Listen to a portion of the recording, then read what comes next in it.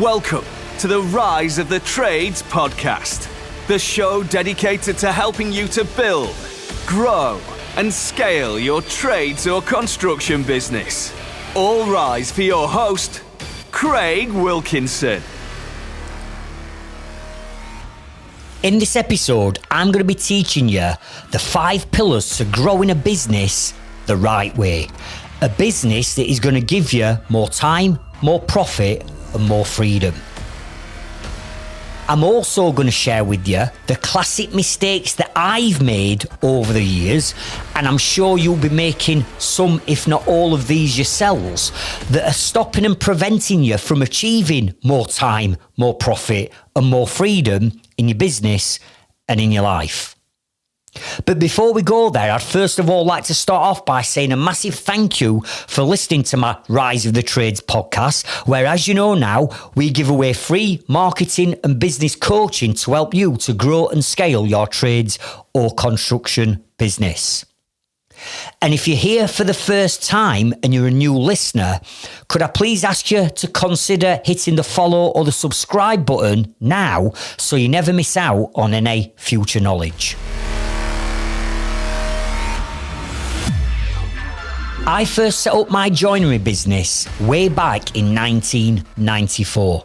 And if I'm being honest, for them first 12 years, I made just about every mistake you can think of.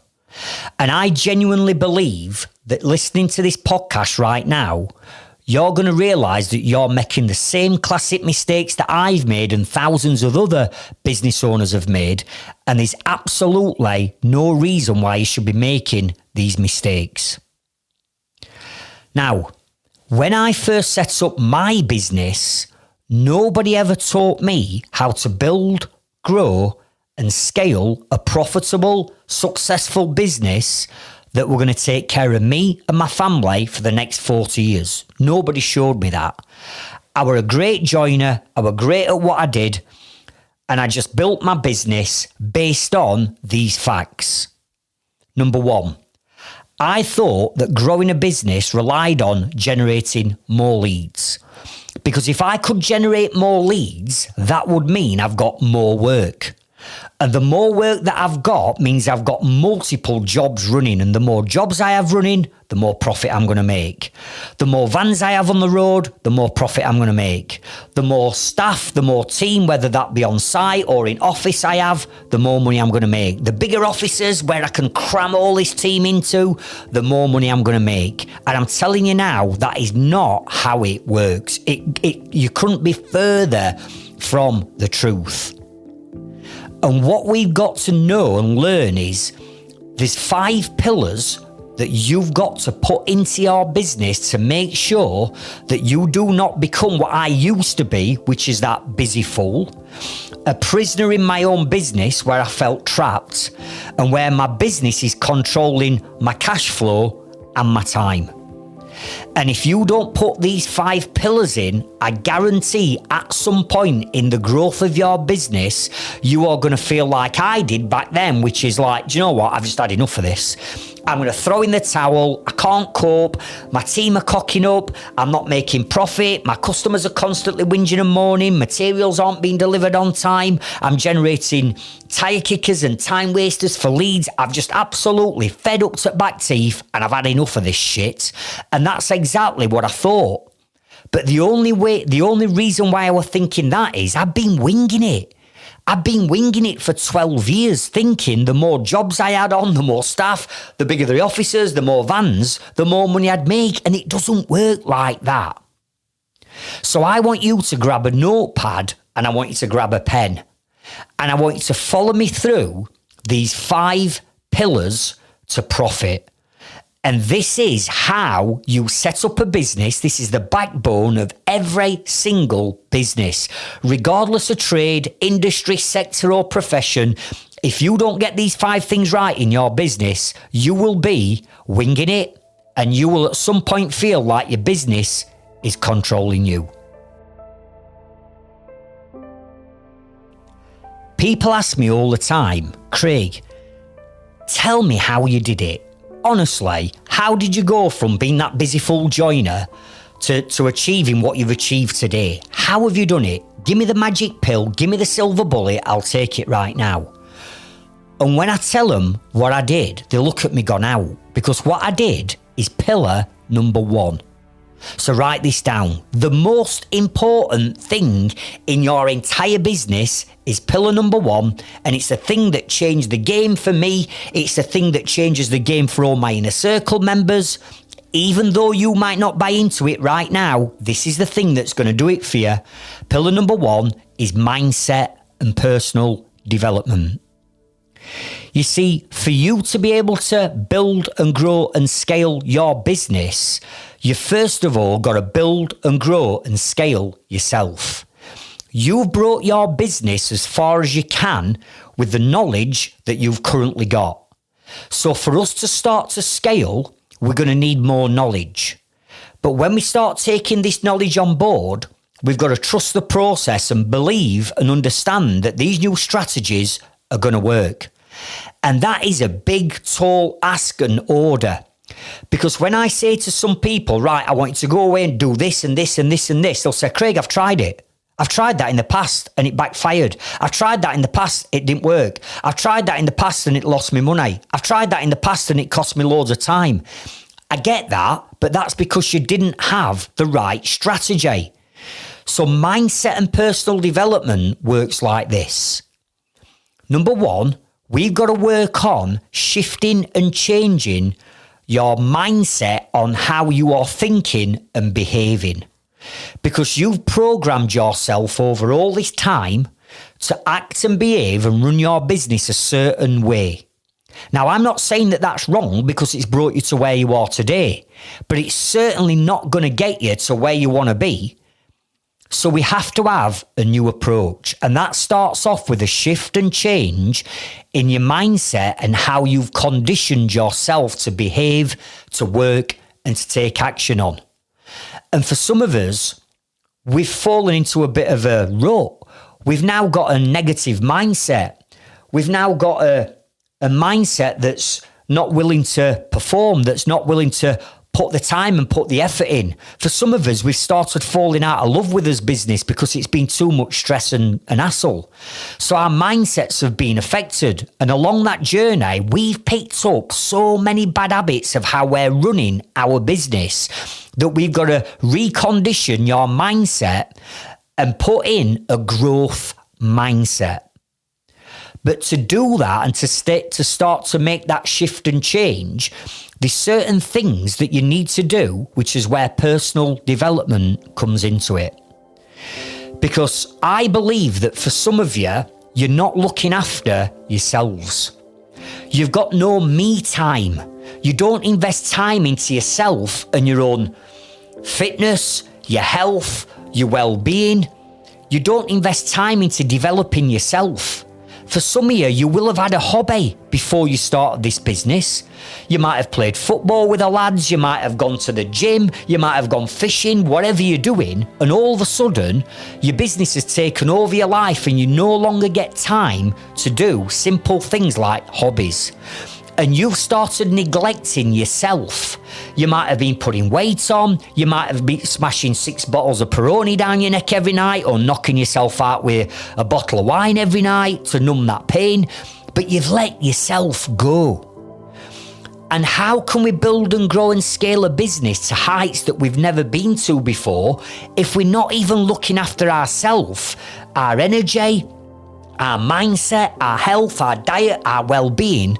We can't get to where we want to be if we're sluggish or we're in a rut.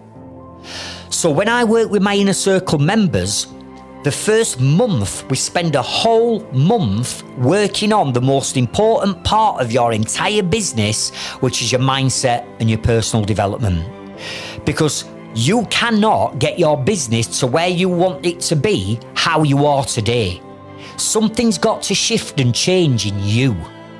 So here's what I'm going to suggest that you start to do. I'm going to give you some tips on what you need to do. Number 1, you've got to start off with a new morning routine.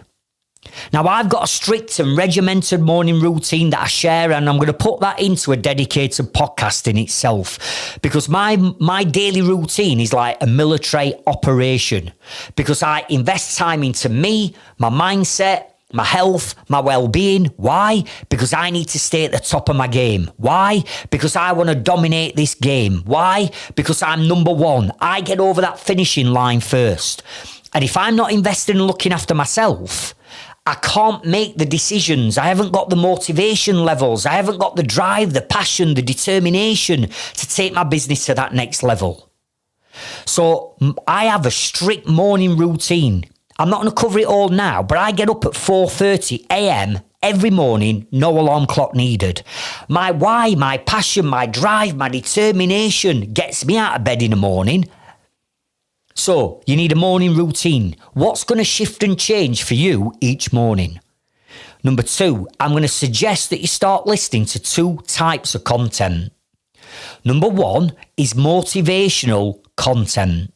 And this is content, whether it's YouTube videos, motivational gym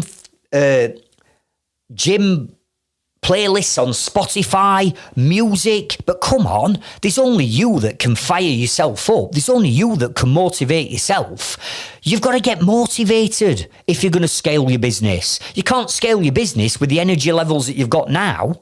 You need to increase it by tenfold as a minimum. So number 1, I want you listening to motivational, educational content. Number 2, I want you listening to educational content.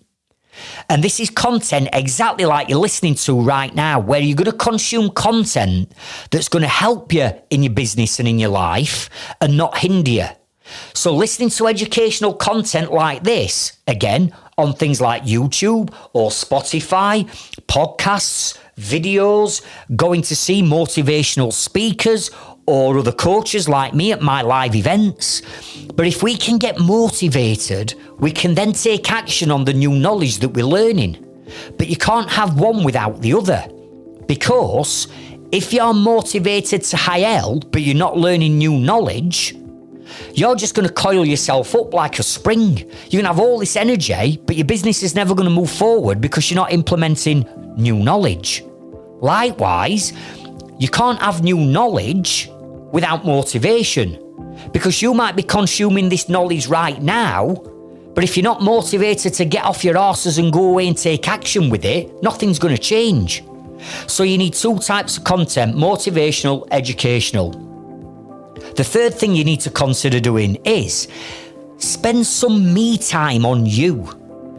Me time, where you're investing into yourself. So what could you change about investing into you? Could you change your diet? Could you get fitter? Could you join gym? Could you go out for a walk? Could you go out for a jog? What can you do to get that exercise in, to get that blood pumping? How can we start to eat healthier?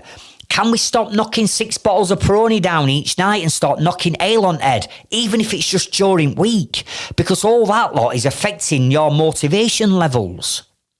And the fourth thing I'm going to suggest you do is find what I call a circle of influence.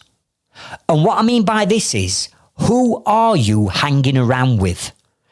Because they reckon the 5 people you hang around with the most, you could guess your bank balance by their 5 bank balances. I used to hang around with, let's just say, unprofessional people, let's just say that, and mates that I'd had for years. But as I changed my mindset, as things started to change, I realised that these people were actually holding me back. And they actually wanted secretly to see me fail so they could say, I told you so. So they could drag me back down to their low standards. So I had to start distancing myself from people that were holding me back. And this can be difficult because this could be family members, it could be friends. But you've got to distance yourself away from them and find a new circle of influence. A circle of positive people that are motivated, that have got the same drive and passion as you have, that are going to help lift you to a higher level and not wanting to see you fail.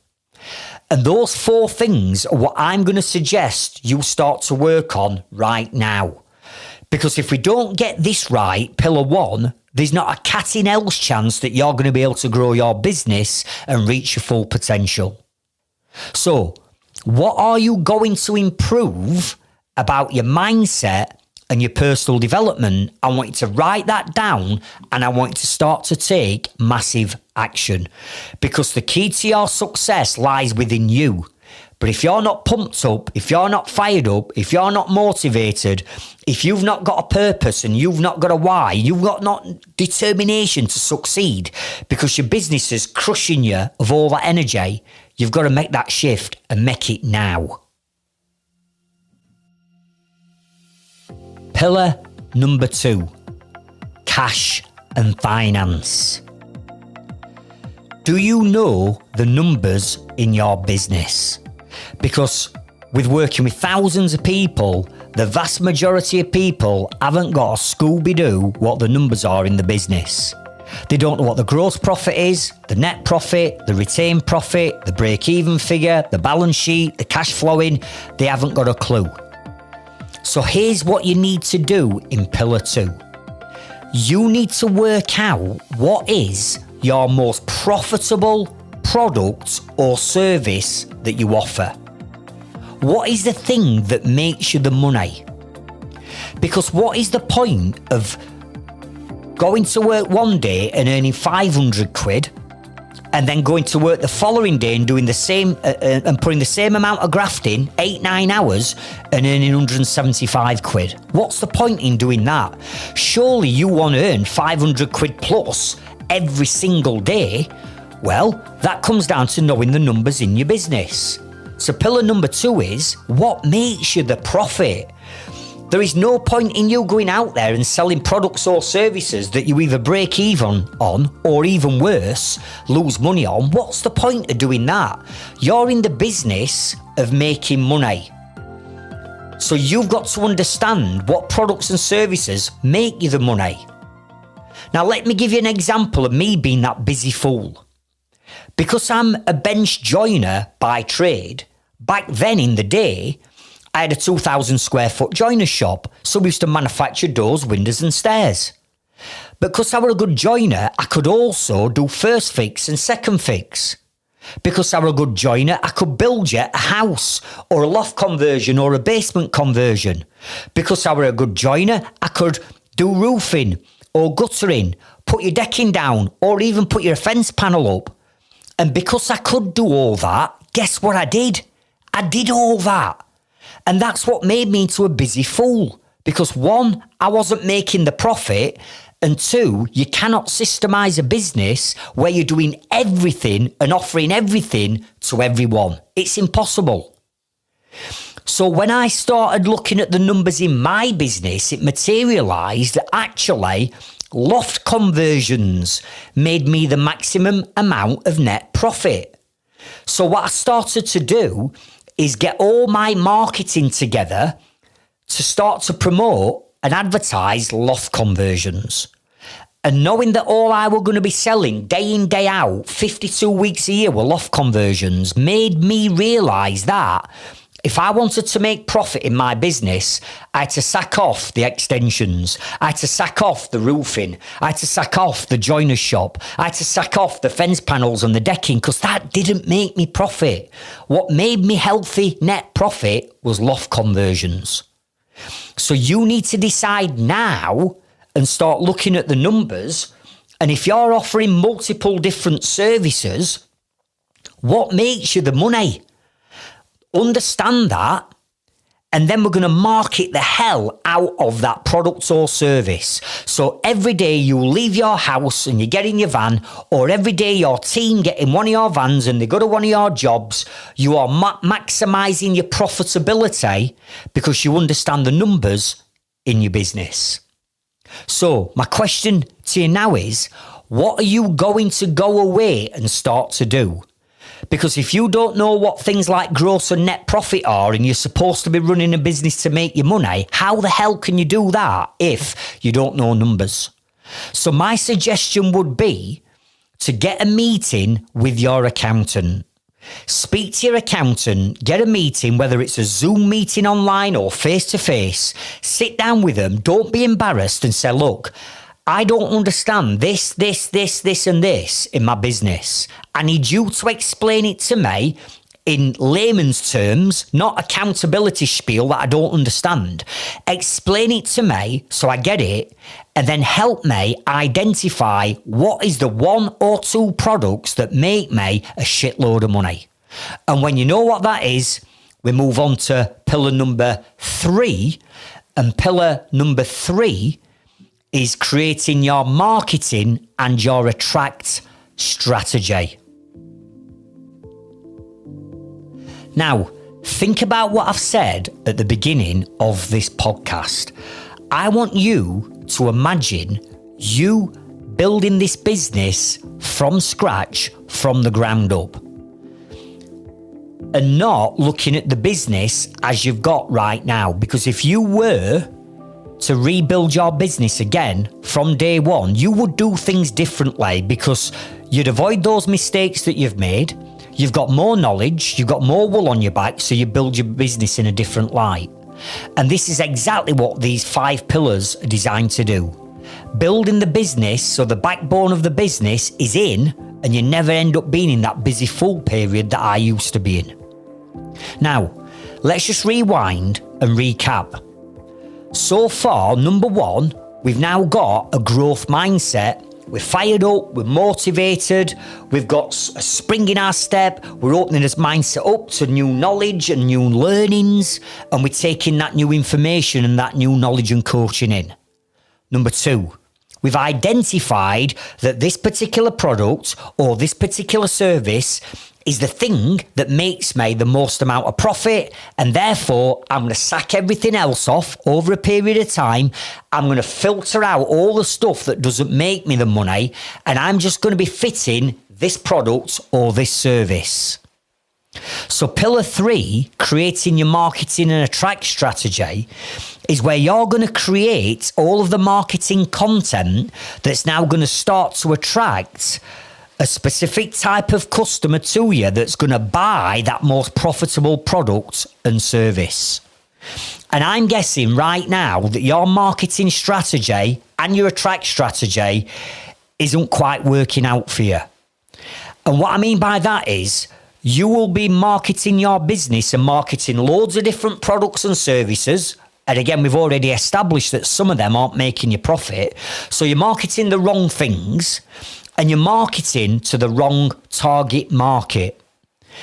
And you will know that you are marketing to the wrong target market if you are experiencing what I call time wasters and tire kickers. Yes, you know them, the ones that seem to want you to move heaven and earth, go to look at a job at 8 o'clock at an evening where you give up your valuable family time, to go to the other side of your town or city, to go and have a look at a job, then you come back, then you spend hours pricing it, then you put your proposal, quote, estimate together, you send it them out, you follow it up, and you say, do you want to go ahead? And they go, you're too expensive, we've got a cheaper price.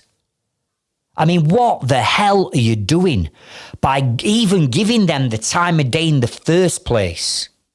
So let me give you some tips on what you need to start to work on to pull together your marketing and attract strategy. And what I want you to write down now are these exact words. I want you to write down pre-sold, ready to buy customers. Pre-sold, ready to buy customers. Because what I coach and what I teach is not to attract time wasters and tire kickers. No. Let your competitors have them. I want you to start to attract pre-sold, ready to buy customers where you've already educated them on things like budget prices and time scales. So we've got all that lot out of the way up front, so they can't start using price as an objection, or they can't start using, well, we want it doing yesterday as an objection, because you've already dealt with that, and they are pre-sold and ready to buy. And here's some tips on how we do that. So number 1, who is your target market that is going to buy your most profitable product and service. Because your target market will change depending on what your product or service is. So for instance, let's make it nice and easy. If you are a heating engineer and you're fitting boilers and doing services and care plans and repairs, your target market might be slightly different if you're in the domestic market to what you are in the commercial. So your marketing message is different to the domestic market than it is the commercial. The marketing message that you are putting out there to attract a target market who wants a boiler installation is a different message that you're putting out there to people that want a boiler service. Are you with me? So dependent on what you're selling will determine the target market and the messaging that we put out there to attract your target market. So you've got to get laser focused on who actually is my target market and where can I find them in the highest concentration, both online and offline. Because if we can work out who that target market is and we know where to find them, we can then get the marketing messaging right around your most profitable product and service and put that message directly in front of them. Now, what I also want you to do, and write this down, I want you to write down 10 pain points or 10 problems that your target market have got and why they need your product or your service to solve their problem. Because what you've got to stop doing is you've got to stop selling the product and the service that you offer. Because if I use the heating engineer example, nobody wants to buy a boiler. Nobody, if they had £3,000 spare, would choose to go out and buy a boiler. And let's face it, unless you're a heating engineer, how unsexy are boilers, right? It's not really a want or it's a need product. Nobody wants to buy a boiler, they need a boiler, right? So stop selling boilers and start selling the need. And the need for the boiler is what? What is the pain points? What are the problems that your target market are going to encounter by not having the boiler? Or their boiler needs repairing, or the boiler's on its way out. What are the problems? What are the pain? Well, the problems and the pain that they're going to be experiencing is they're going to have no hot water. They're not going to have any heating. These are the problems and the pain points that your target market have got. Before I sold my loft conversion company, my competitors were all out there selling, does anybody want to buy a loft? Does anybody want to buy an extension? Builders do that. I didn't do that. I sold the solution to their problem and the pain that they were experiencing. And the pain that they were experiencing was they'd got growing families, they were running out of space, and they needed more versatile living space. So when my competitors were out there doing before and after shots of loft conversions, I were out there saying, hey, listen, have you got kids or teenage kids aged between this age and this age? Because if you have, you'll probably find an half-eaten pizza under the bed or a glass of milk on the windowsill that's gone mouldy, because that's what teenagers do, don't they? And if your teenager's bedroom looks like this, and we'd show a picture of a bedroom that looked like a bomb had hit it, because most teenage bedrooms are like that. So if you've got a teenager and you're experiencing this pain and you want to take their bedroom from looking like this to looking like this, and then we'd show the videos and the video testimonials of our happy customers and clients sharing their amazing new transformation space, we always sold the transformation. So we never sold loft conversions, we sold space. Does that make sense? So I want you to write down the 10 pain points or the 10 problems that your target market have got that you're going to create content around that's going to solve that problem. Now, how are we going to create this content? Well, here are some ideas and some suggestions of the type of content that you need to be creating to attract your target market to your business in the highest concentration so you can solve the problem that they've got. Number one, social media. You need to be creating content that talks about the problems they've got, but hey, presto, we've got this solution, and you need to be sharing that all over social media. Facebook, Instagram, X, TikTok, LinkedIn, wherever your target market are hanging out, you need to be all over them platforms. Videos. You need to be creating long form videos, whether that's a video about a job that you've done that you're going to put on YouTube and put on your website, or whether that's a short form video that we call Reels that you will put on Instagram or TikTok or Facebook stories. You need to be creating video content. Blog articles. You must have a blog article on your website where you're identifying all this pain that you know your customers have got, but while they're on the website, they've now come across the problem and the solution that's going to solve the pain. Vlogs. You need to be creating vlogs. This is a blog article that is supported with a video. And the video goes onto the blog article, that creates a vlog, and now you're appealing to two different types of learners. You're appealing to the auditory learners. These are people that learn and consume content by what they read, but the video is now appealing to visual learners like me that would rather click a video to get the knowledge than read a 3,000 page article, but you need vlogs. Lead magnets. These are free ebooks or free guides that you might want to give away on your website, but in return for that knowledge that's going to solve their problem, you need their email address and their mobile number so you can drop them into automated email and marketing SMS campaigns. So as an example of the plumbing and heating lead magnet, this could be something like, download our top 10 mistakes that people make when buying a new boiler. Download here. Now, do you not think that your target market that's interested in a new boiler is going to want to know that information? Of course they want to know what the top 10 mistakes people make when buying a new boiler. So they will give you the email address or your mobile number, and then they'll go into an email SMS marketing campaign that's not selling to them. It's building up a rapport and a relationship up with that potential customer. Now, final thing. I said that you need to create pre-sold, ready-to-buy customers and get rid of time wasters and tire kickers.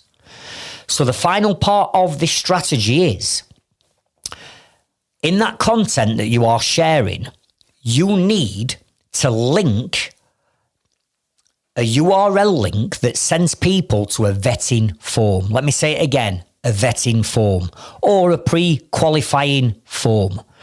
Because if you're going to speak to every single person that rings you up, drops your direct message on Facebook, goes through the contact us form on your website, sends you an email, if you're going to give up your time for every single inquiry coming through, you are going to be a busy fool forever. What we need to do is we need to vet these people out by asking them a series of questions on a vetting form, online, or a script that you have at the side of you if people call you. And in this vetting form, you need to be asking all the questions that you need to understand and identify to determine whether they are a time waster, tire kicker, or they're going to be pre-sold and ready to buy. And you've got to deal with budget. You've got to ask for budget at this point. What's the point of you giving up any of your time for someone who wants a loft conversion, in my case, doing for 20 grand when I know that it's going to cost 50? There's no point.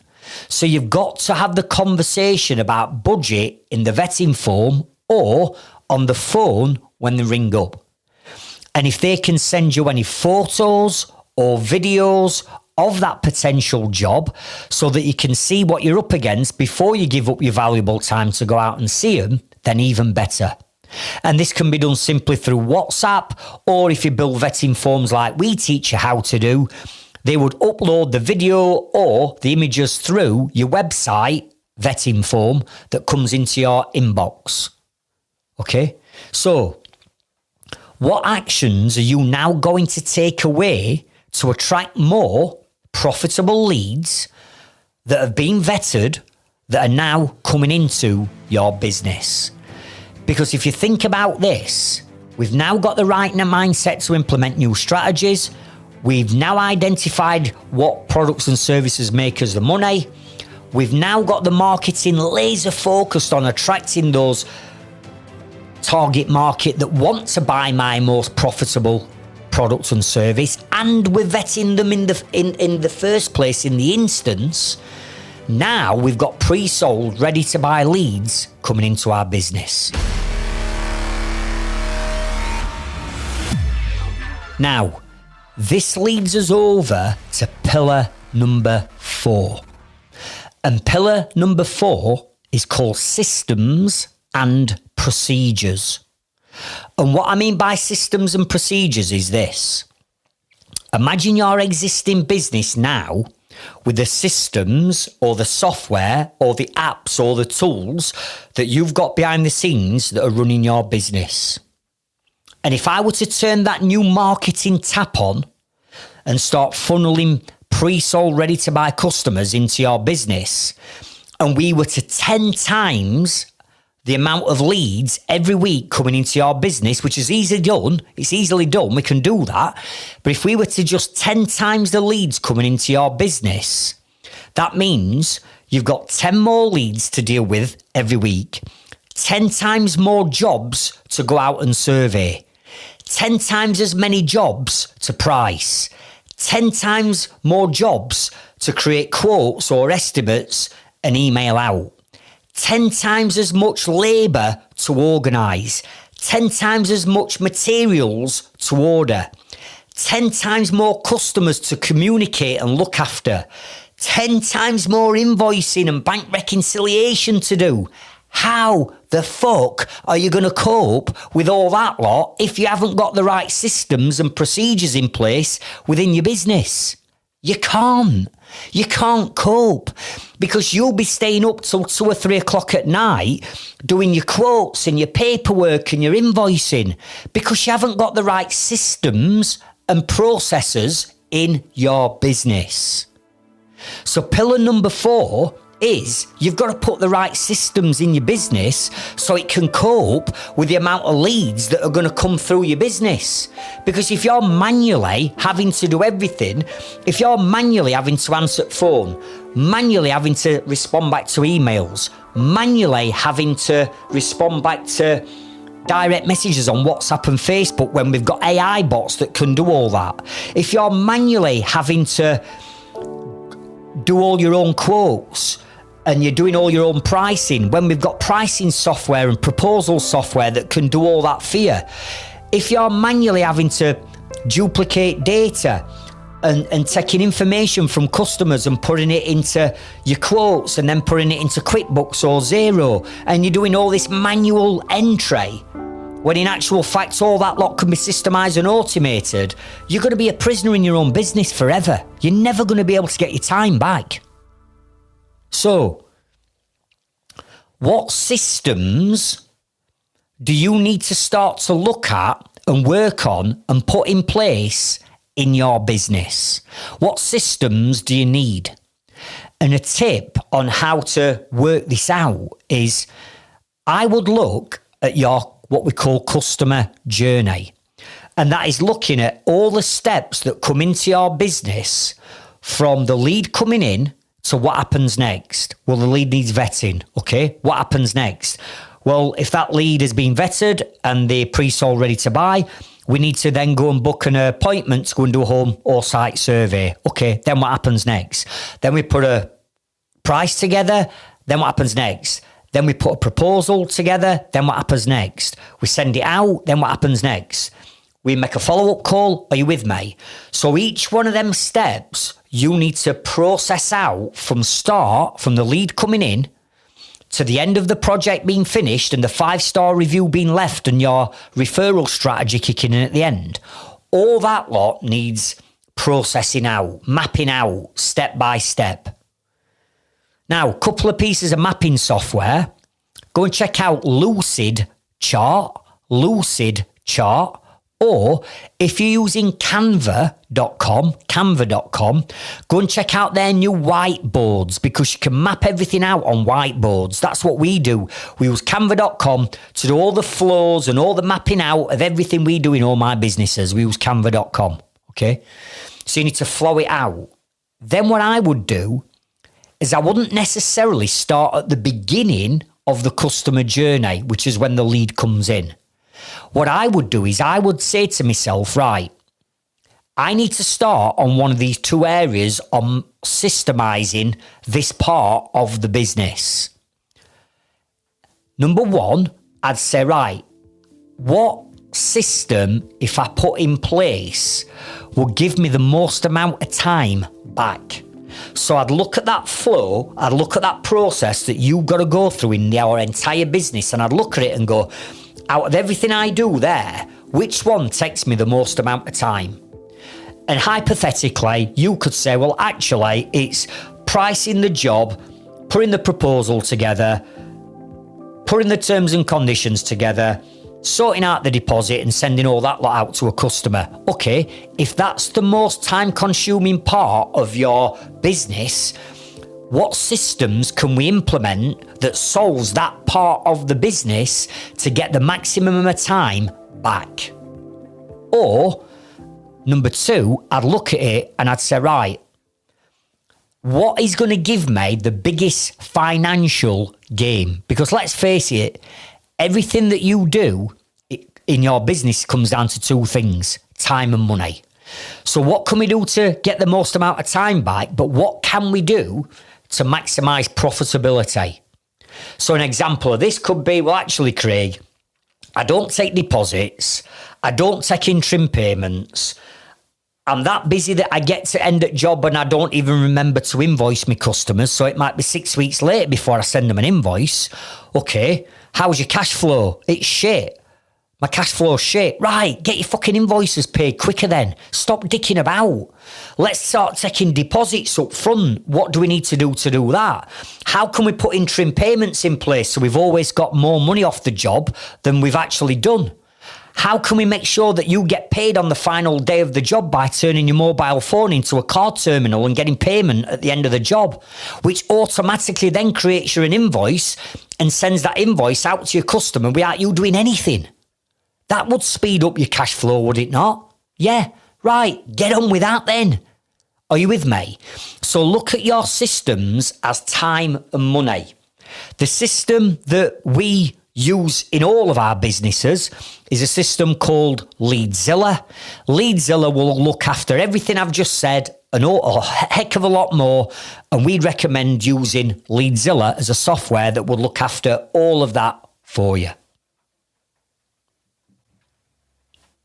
Okay, so let's recap now on what we're building. Now remember, I want you to think about you building all this before you even start taking on your first customer. So number one, we've got the right mindset.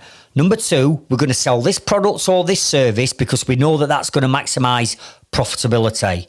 Number three, we've now got a marketing strategy to attract people to us that are going to be pre-sold, ready to buy our most profitable product or service. Number four, we've now put the systems in place to be able to cope with all them leads coming in. But more importantly, we've got the systems in place so you are not staying up till midnight doing all your paperwork and your quotes and your invoicing and all that, because all that lot could be systemised and procedurised. Now we've got that in place. Now is when we bring the final pillar in, which is pillar number 5. And pillar number 5 is building your team. Building your team. You see, what's the point of building your team without knowing the numbers in your business? What's the point of building your team and generating more leads if they're not profitable leads? What's the point of building your team if it means you've got to stay up till midnight doing your paperwork, or having to work evenings and weekends, or even paying your subbies more than you're paying yourself? What's the point in that? There isn't. So the final piece in the jigsaw puzzle, pillar number 5, is now we've got the backbone of the business set up, now we can bring the team in, because the team can run the systems, and the systems are generating the leads, and the leads are generating most profitable profitable products and services. Why does this happen? Because right at the beginning, we've got the right mindset and we're open to learning and implementing new strategies. So pillar 5 is building your team. Now, write this down. There is only one reason, and one reason only, why you need to be employing a team. And that is very simple. And this falls into 2 categories. 1 reason, 2 benefits. The only reason why you need to employ team, benefit number 1, is your team is there to make you more net profit. Your team is employed to make you profit. The second benefit is your team is employed to reduce your working hours, so you don't have to work as many hours. So think about it. The whole purpose of you employing a team is for them to make you more money and save you time. But how's that currently working out in your business if you're employing team? Because I know, me back in my busy full days, I employed team. I had 17 members of employed staff and 20 subcontractors. So you would have thought with that, I'd be making shitloads of money and I'd hardly be working. You couldn't be further from truth. Because I had not put these 5 pillars in, I was working 90 hours a week.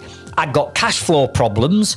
My team were cocking up on jobs. I'd got customers that were pissed off with me because my team were doing things wrong. I was stressed out my head. Why? Because I'd not put the first 4 pillars in. Only when we get them in do we bring a team in. But that team, when it comes into your business, has to make you more profit and has to get your time back. Also, otherwise, what's the point in employing them anyway? Are you with me? So if you're sat there going, well, Craig, I have got a team. Okay, every time you take a new team member on, are you massively increasing your net profit? If the answer to that is no, I'm not, or no, I actually pay my lads or my subby or my team more than I pay myself some weeks, the answer to that is something is wrong in your business. Something is wrong with your team. Or if you're employing team and you're still working, what I would say, more than 40 hours a week, that's on the tools and doing your marketing and doing your paperwork and your admin and everything. If you're working more than 40 hours a week and you've got a team, there's something wrong. Because you shouldn't be working more than 40 hours if you've got a team. The team are there to save you time, not increase your working hours. However, you've not put the first 4 pillars in. So you're generating leads from time wasters. They're not profitable leads. You haven't got the systems in place, so you're staying up till midnight doing your paperwork and your admin. And the team that you've got are tossing it off, costing you money, rocking up just for a wage. They've not got your back. They've not got your passion, and your customers don't like them. You've got a serious problem. You are going to be a prisoner in your business, and that's exactly where I were before I put these 5 pillars in. So come on, let's sort out what we need to do with your team, right? And when I'm talking about a team, I'm talking about the team that you've got on the tools.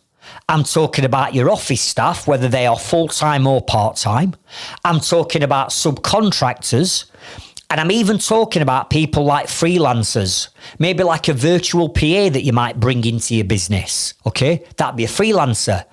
All of them should be making you more money and you working less hours. Right. So here's what you need to do. There are 4 foundations to building a team. And I cover this extensively on my Inner Circle, and I will do a podcast episode just on the 4 foundations to building a team. Because if you don't put these 4 foundations in place into your business, I absolutely guarantee that your team will drive you fucking nuts and you'll be losing money hand over fist. So write these 4 foundations down and I'll give you a brief introduction to each one. Foundation number 1 is called the vision. The vision. And what I mean by this is, what is the vision of your business? What does your business look like when it's built and it's done and it's finished? And I'm not talking about, oh, well, I'd like another couple of engineers and another van on road. Yeah, you know, if I can make a few extra quid, that'd do me. I'm not talking about that. I'm talking about the vision of the business with clarity. 100% clarity. And you know what? When we do this vision process on my inner circle, and I say to it, my members, let's work on your vision. What is it you want? A lot of them sit there and you know what? They don't know what they want because they've lost all purpose and why are they doing what they're doing, because they're stuck on an hamster wheel. Day in, day out, it's like Groundhog Day, and they don't think the long-term vision. They just get up every day, do the same thing, get to end of week and go, oh, I've got a breather, it's weekend if I'm lucky. If I'm not having to put a Saturday shift in, I'm lucky. Are you with me? So the vision, I'm talking about, where do you want to be in each of the areas of your business? From areas such as, what's the vision for your mindset and personal development? What's the vision for your time management? What's the vision for your marketing strategy? What's the vision for your systems and your procedures? What's the vision for your cash and finance? What's the vision for building a new team? What's the vision for your customer service? All these areas are part of your business. So you need to have clarity on each one of them areas, and together that forms the vision of where your business wants to be, including what's the turnover going to be to get to that point? How many staff do we need? What's the gross profit? What's the net profit, given the fact that we've got this turnover? That is the clarity that I'm talking about. Now, the reason why you have to understand what that vision is number 1, if you don't understand your vision and it's your business, how the hell are your team supposed to help you get to where you want to be? They can't. So number 1, you've got to create your vision. And number 2, you've got to share that vision with your team. And I know some of you are going to go, I don't want to do that, Craig. They might pinch my ideas. What I do in my business has got absolutely nothing to do with them. And I know this because that's what I used to think when I were a busy fool and I had a negative mindset. I used to think that, so I didn't share my vision. But how the hell were my team supposed to help me get to where I wanted to be if, 1, I didn't know where I wanted to be, and 2, they had no idea what that vision looked like? So you're going to create your vision with clarity, and then you're going to share that vision with your team so your team know where you're heading.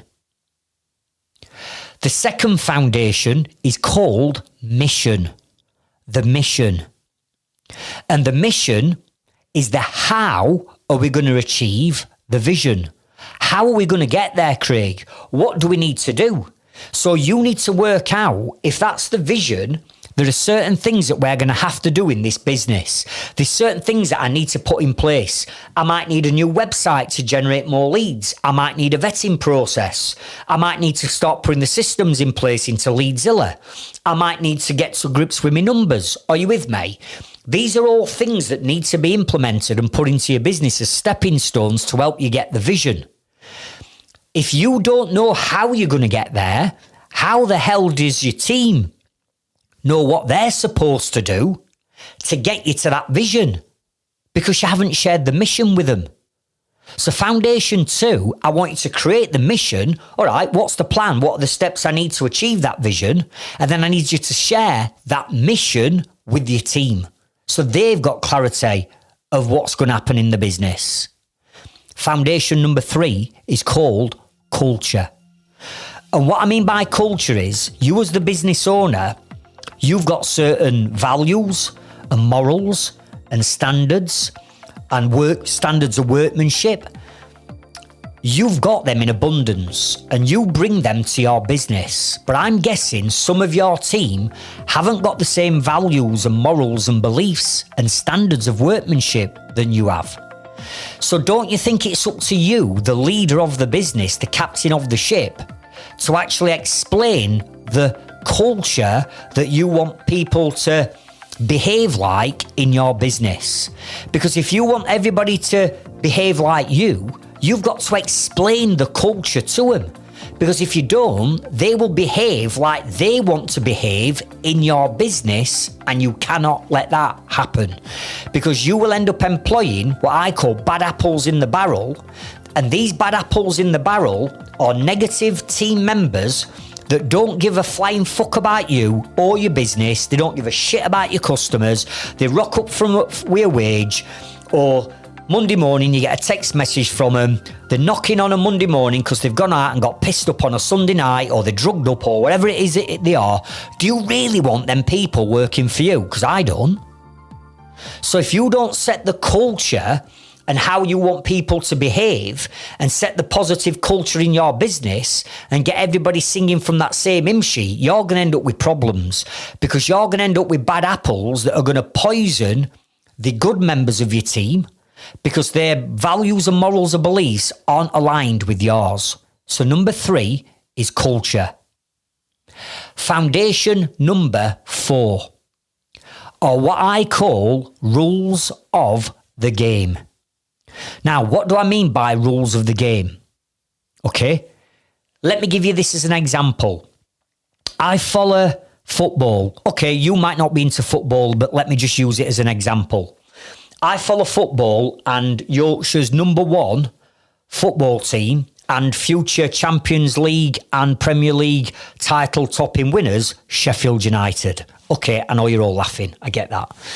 So I know that our current manager stands on that sideline in that dugout, and when his players cross that white line, they cross that white line and they've got to abide by a set of certain rules that are set to play the game of football. So if you bring someone down in the penalty box, it's a penalty. If the ball gets kicked out, it's a throw-in. You know what I'm saying. There's certain rules, but them rules are there for 2 teams to play the game and win the game. So I want you to think about, you are the manager and coach of your football team or your rugby team or whatever sport you're into. And it's up to you on what players you bring in to your team, because you're in control of the people that you bring into your team. You're the manager, you're the coach. You effectively buy players and bring them into your team. Now, if you sign the wrong player with the wrong attitude and the wrong culture, it causes problems in the dressing room, right? But if you bring in a player and you send them onto your pitch to play your game, which is the game of your business, and you want them to win that game for you, i.e. finish the job, do a great job, get a 5-star review from your customer and get paid on time, if that's what the rules of the game are, you've got to explain what they are to them, because the minute they cross that white line, they're going to play the game how they want to play it. They're going to play the game on how they've played the game working for other people or other employers, right? And they're going to bring all the bad habits that they've now got to your game. And if you don't establish the rules of your game on them, when they cross the white line, you're going to end up with problems. So here's what you need to do to sort out the rules of the game. Get 2 pieces of paper, or get your laptop up and get 2 Word documents up. On one, you write down everything that you are expecting and you want that team player and member to do. Everything that you want them to do, you write down. On the other page, you write down all the things that you do not want them to do and they cannot do in your business, because these are the rules of playing your game. So let me give you an example. Things that you might want them to do. So I coach you to leverage your team and get your team creating marketing content for you. So if you want your engineers or your trades to take some photos of a job that they're on, or take some little videos where they've got to maybe talk over the top of the video and send them to you so you can share them on social media. If that's what you want them to do, then you've got to tell them that when you play my game, this is what I'm expecting of you, because that's what everybody else in my team do.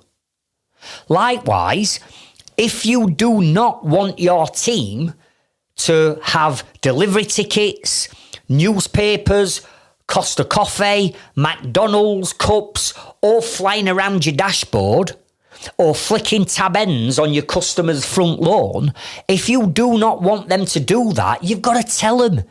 Because some people have not got common sense. They just haven't got it. Now, imagine you letting somebody onto your rules of the game from your pitch, onto your pitch, without explaining all this to them. They don't know the vision. They don't know your mission. They don't know what your values, morals and beliefs and culture are. There is no rules that you've established with them. It's like letting somebody walk round in your business with a hand grenade.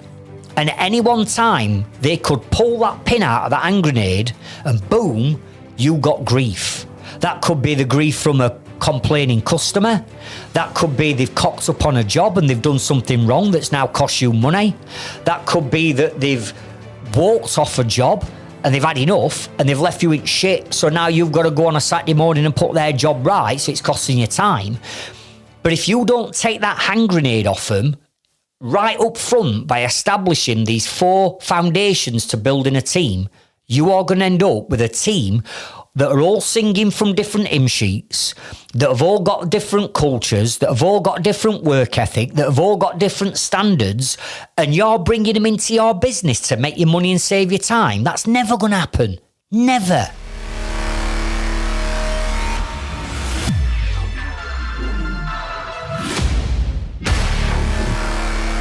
So, what do you need to change with your existing team? And where are you going to start with bringing these 4 foundations in? Can you start by creating your vision, just getting your vision out of your head and putting it down onto paper, and then working out the mission and the steps that you're going to need over maybe the next 12 months to make this vision a reality? Have you got a few bad apples in your barrel and a few negative members of your team that's affecting the culture in your business? If you have, they need dealing with. And do you have the rules of the game in place so that when people come into your business, they're not crossing the line going into that game with their own rules? No. They work for you. They've got to abide by your rules, have they not? And this includes subcontractors, by the way. So if we bring them 4 foundations in, you will then build a loyal, trustworthy, reliable, hardworking, honest team that have got your back and want to see you succeed. Without that, you're going to end up with a mixed match and a bodge job of different people that you've rattled together that are all walking around with hand grenades in your business. I don't know about you, but when them hand grenades go off, it causes grief. I've been there, I've experienced it, and it's not nice. Hence the reason why I'm sharing this podcast with you right now. So, let's have another quick recap. So pillar number one, mindset and personal development. We're fired up, we're motivated, we're prepared now to learn new knowledge. We're open to new ways of doing things and a fresh approach on how our business works. We're looking after ourselves. We're drinking the right fuel. We're eating the right food. We're exercising. We've got our hobbies back. We've got that motivation, that love for us business and ourselves back. Number 2, we now know what's going to make us the money. If I just sell a lot more of this product or this service, I'm going to make 10 times as much money this week, this month, this year. But you need to know what that is, so you need to know your numbers. Number 3, once we know that, we're going to market the holy hell out of those products and services. And we're going to attract pre-sold, ready-to-buy customers, get rid of time wasters, get rid of tire kickers. Let's attract them pre-sold, ready-to-buy to us. They've all been vetted to buy our profitable products and services. When them leads come in, we're now going to have the systems in place to be able to cope with all them leads, which now means that you're getting your time back. Your business is now systemised. You're not staying up till daft o'clock at nights and working weekends, doing paperwork and admin and all that shit. Why? Because you've got a system in place that's running your business for you. Pillar 5, you're now bringing a new team, or you're smarting up your existing team. You bring that team in, the team then start to make you profit and start to reduce your working hours. You have now started to get a business that's running like clockwork that is now going to let you reach your full potential, and that is now going to look after your family for the next 20, 30 or 40 years. Now, I would love to know what action you're going to take from this podcast episode.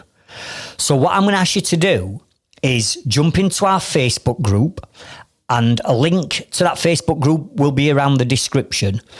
And I want you to come and tell me that you've listened to episode 6 and tell me what are the new changes that you're going to be implementing into your business based on what you've just learned in this podcast. Now, the people that haven't got the right mindset or can't be arsed, or it's too much like hard work, then you won't do it, and you need to go back and start working on your mindset and personal development, which is pillar number 1.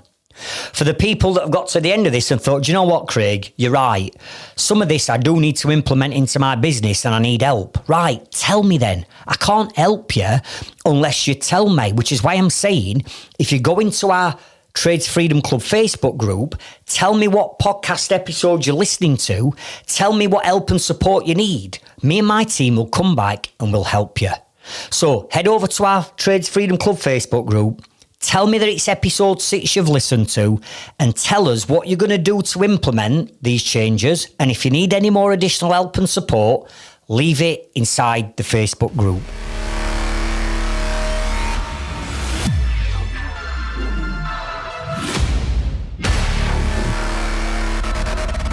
Now, you'll have heard me talking about our inner circle on these podcasts. And basically, our inner circle is a 12-month marketing and business coaching program. All live coaching with me, all done online via Zoom, where over the course of that 12 months, we will take you and your business and we'll grow it by a bare minimum of 100%, and that is guaranteed. A minimum of 100%, and that is guaranteed. And if you head over to our website, which is www.tradesfreedomclub.com, you will see so many success stories of trades and construction business owners that are either on or have completed my inner circle, and you'll be able to see and hear from them themselves because they've left loads of videos sharing their incredible transformation and growth in themselves and the business. So if you are interested in finding out more about the inner circle is for businesses that are turning over a minimum of 250,000 up to 5 million. So if you fall into that category and you feel as though you have got the right mindset, the right determination, the right hunger to succeed, then click the link in the description around this podcast, head over to our Inner Circle landing page, have a look at what's involved, and if you feel as though you are ready for this next level of coaching, then you can apply through the link around this podcast. And remember, team, massive action equals massive results. You've got to be prepared to do what other people aren't prepared to do to achieve the success that you deserve for you and your family. Finally, could I please ask you that if you've got value from this coaching session and you feel as though you want to help spread the word of this podcast so we can help more and more tradesmen and women to build their businesses and lives, what I'd ask you to do is copy the link to this episode on whatever podcast platform you're listening to this on. And then could I ask you to just nip over to your social media platforms, maybe it's Facebook, maybe it's Instagram, and share the link to this episode, because the more people that we can help not become busy fools and bypass that stage and start building a business that is going to take care of them and the family, then that's what the purpose of this podcast is all around. How can we help each other to build and grow and not make them classic mistakes that I've made and I'm sure many other people have been making? So thanks for joining me. Take massive action and I'll see you over on the next episode. Thank you.